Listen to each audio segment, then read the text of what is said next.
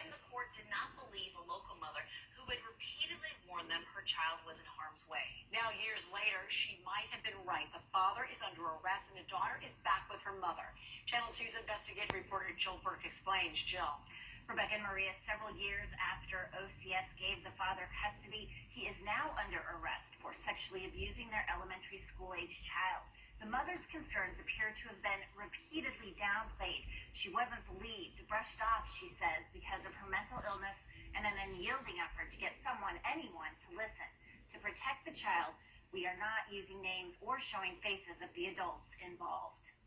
This mother has spent many years fighting the government's decision to take her daughter from her. Nobody was believing us. A review of the state custody file showed child protective workers and the court found that the mother's living situation was chaotic and unstable.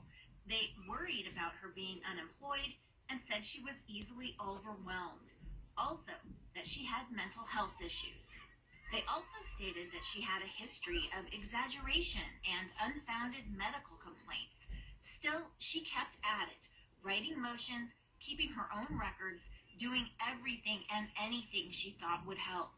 Really, the only one advocating for the child and doing OCS's job was me. And at the same time, I was being put on trial as if I was the one committing the crime to her.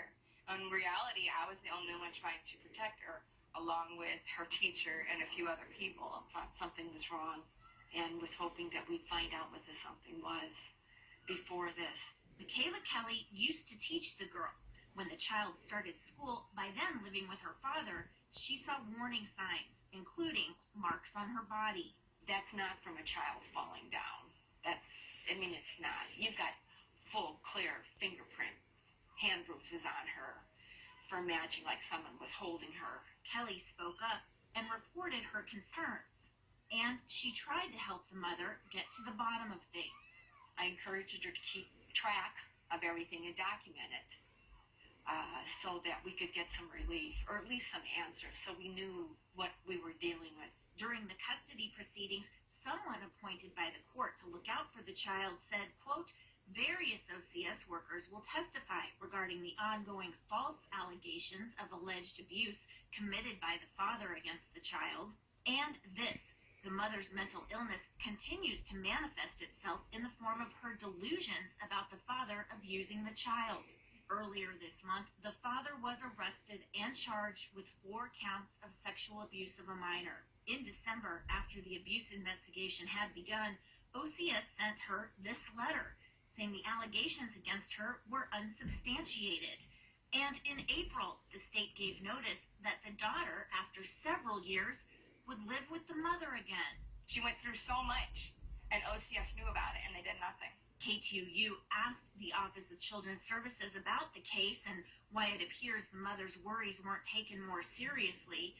The agency said it does not comment on specific cases, and that it takes into consideration every aspect of every case it reviews, while knowing that each individual case is unique and treated as such.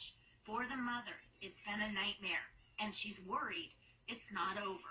Our system is broken, and until things change and things are reformed, I don't think any of these children that are suffering are going to get help. Now, the mother acknowledges she does experience mental health issues, but she says she's open about them and she manages them.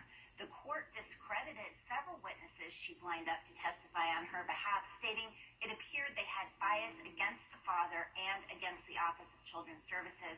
The father was arraigned today in Anchorage. The mother's custody status is not fully resolved, but she's hopeful that day will come and come soon. All right, thank you so much for that story.